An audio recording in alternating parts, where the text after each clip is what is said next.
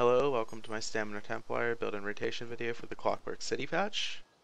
Very quickly, I'm going to go over the armor that I will run. Currently, I am in Night Mother's Gaze and Twice Fanged Snake. However, in Trials, this is not best in slot. This is only good for solo and 4-man content. As for my monster set, there are actually 2 to 3 sets you can run. Veldreth is very good when you don't need sustain. Stormfist is very good when you're in fights that require a lot of stamina sustain, such as the 4th and 5th boss in Halls of Fabrication, and the Mage in VAA hard mode. The third option would be Craze, though however Craze is only good when the group uptime of the buffs are pretty low. Generally, the only fight like that is fights where you have to split off, so the second boss and Halls of Fabrication if you're not doing the stack and burn methods, or the Mage and the Hardman Mage. That's also a decent place to run Crags, but generally I wouldn't run Crags.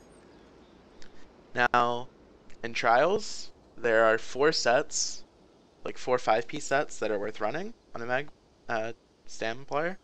2 of them are crafted, Night Mother's Gaze and Hunding's Rage. I will always run Night Mother's Gaze or Hundings on the dual wield bar.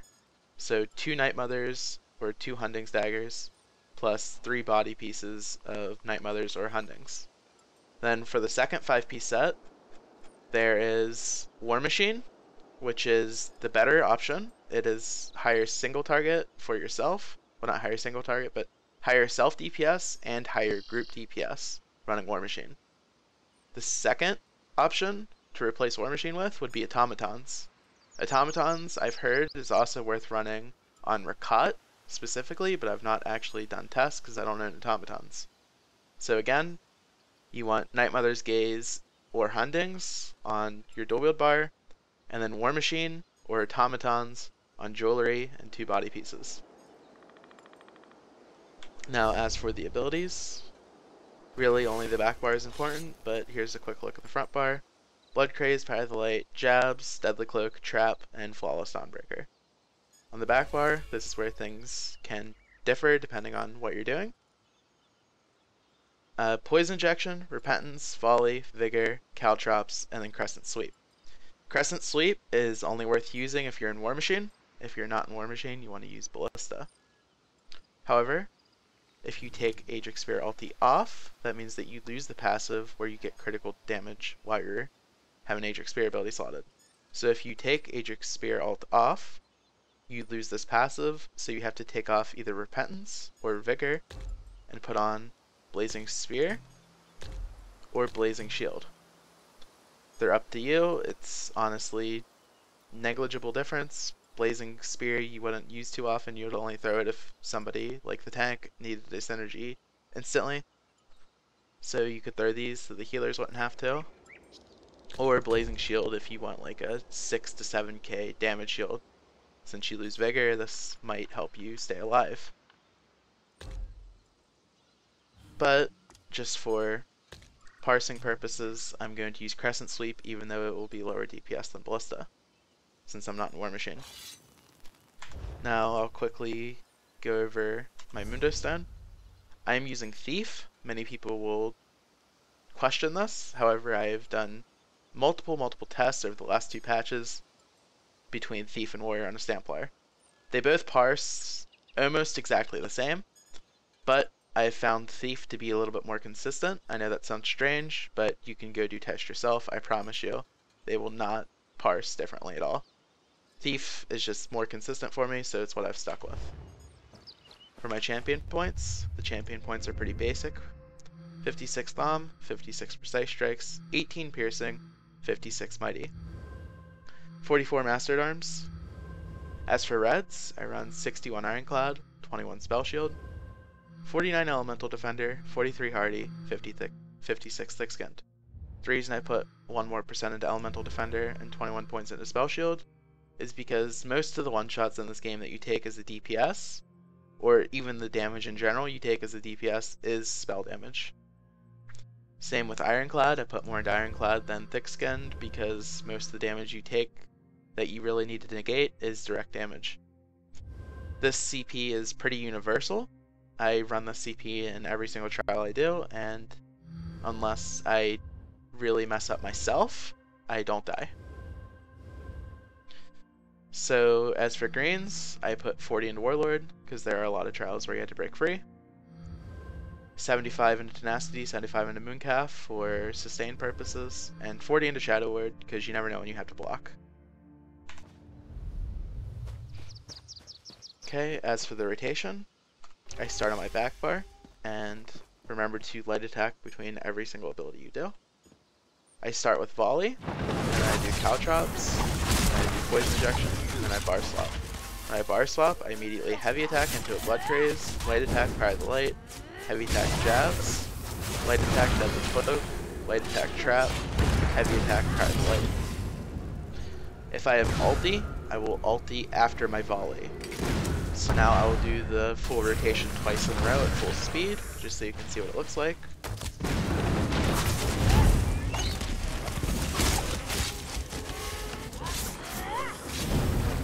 I will also put the rotation in the description if I spoke too fast.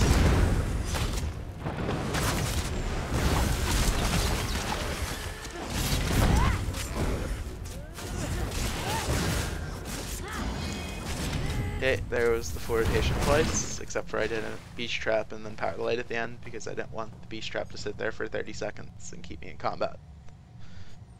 Quickly, I'm going to show a trial parse while I'm waiting to get out of combat. Or I'm going to forget the button.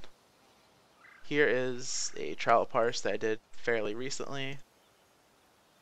57.3k single target on Valerial using this rotation, with nobody in the group running Night Mother's Gaze. Here's the debuff list. There's nobody in Night Mother's Gaze.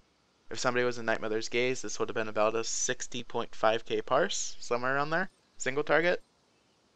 As you can see with the rotation, I can keep fairly high uptime on Power the Light on a boss fight. Of course, this is Valerial, so in other fights it'll go down a bit. On Rakat, it's roughly 75%, just to give you an estimate. Now, here's for a solo buff dummy parse. Also, one quick thing.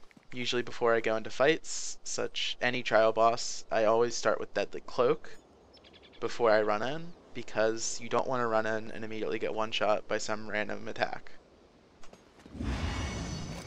So, here's the dummy parse.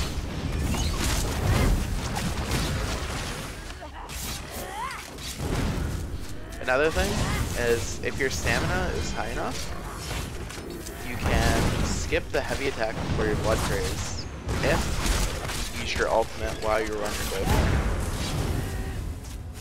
I only recommend doing that if your stamina is above 50%. I will do it right now, so you can see. I'm not going to heavy attack, and I didn't apply Power the Light too early. I was actually still kind of late. That adds some DPS and keeps your uptimes higher, but it's at the cost of your stamina sustain. I don't do that too often in trials unless I'm getting a lot of orbs and the healers are throwing out a lot of healing strings that the masters need to save that.